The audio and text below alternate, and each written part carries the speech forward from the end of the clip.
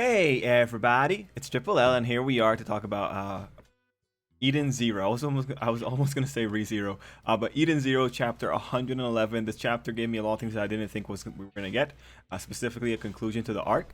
And so it was just very quickly they were just wrapping up the arc pretty fast, if you ask me. But we're done with Red Cave for now.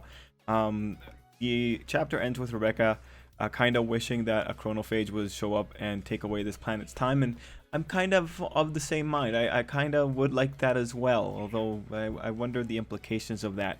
Before we get into the chapter, we talk about the ultimate message of the chapter.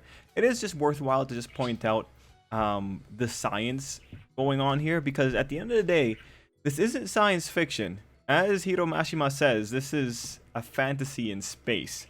And the reason that this is worth bringing up is just because of, the little spots that don't really make sense.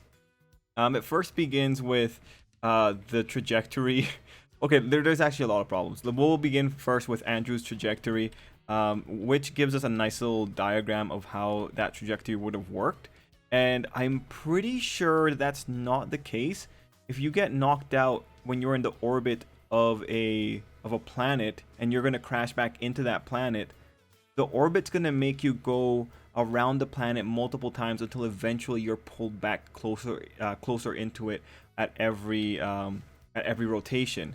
That's why there's things right now in orbit. There's junk in orbit around Earth, and they've been spinning in space for years. That's why we have space weather. That's why we have space pollution. These things stay up there and they get closer to Earth until they eventually get the full effects of gravity going on them and they've plummet to Earth. But until then, they're spinning around. So when you have that little diagram of how this worked for Andrew, this is a pretty nonsensical diagram when we think about the orbit of a planet. Andrew would not be orbiting around Red Cave like that. Red Cave, it has to be at the center of the orbits. Like, if we just put up a picture of like orbits around Earth, or actually no, we have a great example. The Earth orbits around the sun. It's an elliptical orbit, but you can kind of see that the sun is more or less at the center. So this is pretty nonsensical. It's also pretty nonsensical that this irregular rotation is what caused him to crash into Red Cave. Not the best. We move into another point though. Nadia rips off her cable and she goes into the water. She should have shorted out right there. That cable wouldn't have any kind of protections because those are live wires going right into her. She's ripping those cables in. She goes into salty water. If it was distilled water, it wouldn't conduct, but it's not. This water is full of impurities. She should have shorted out, or at the very least, the cable should have been sparking. Even if she has some kind of protections on the other side of the cable, that cable should have been sparking a little bit, given that it was something that would carry electricity. Given that there is a connection to a power source from one point to the other, I think it's more likely that she would have been sparking.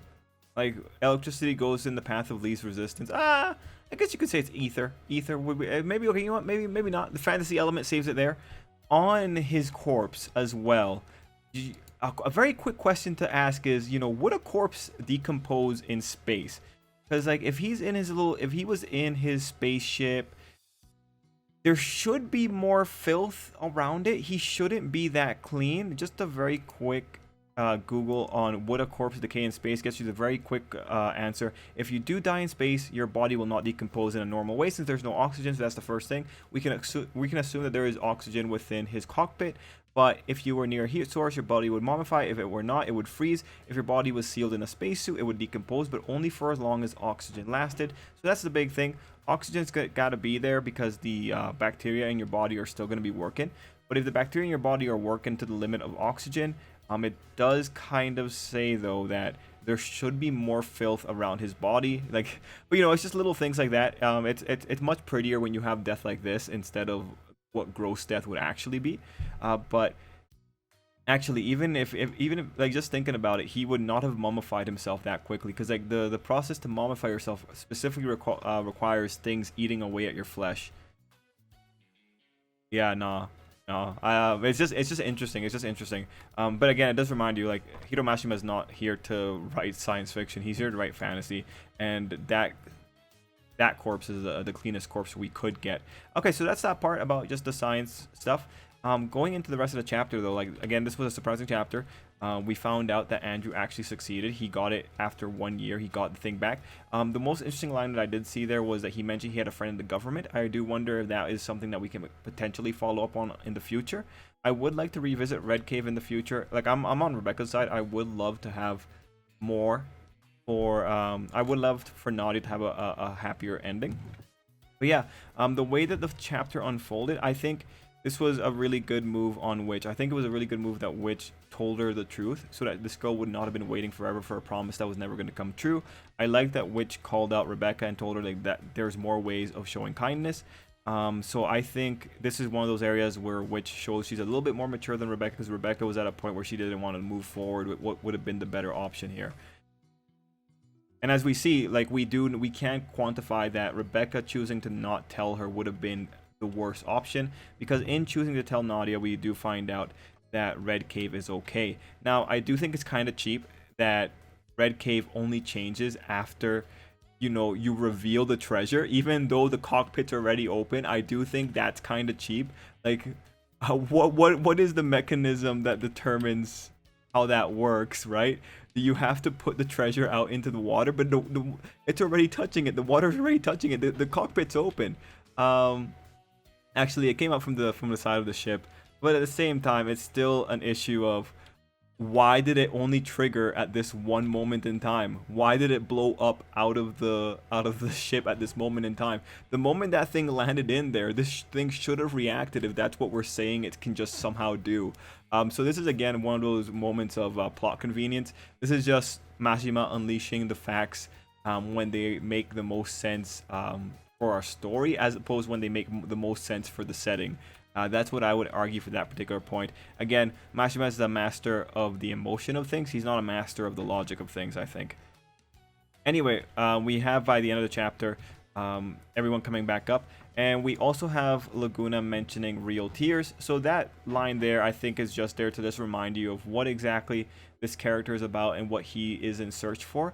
And in this case, he has some kind of thing when it comes to real tears, and it revolves around his whole power. Like we know from the first time we met him, his power revolves around getting tears from people, and the way he has to go about it is kind of cheap. Now, in terms of just the artistry of the chapter, you know, there was a lot of really interesting things.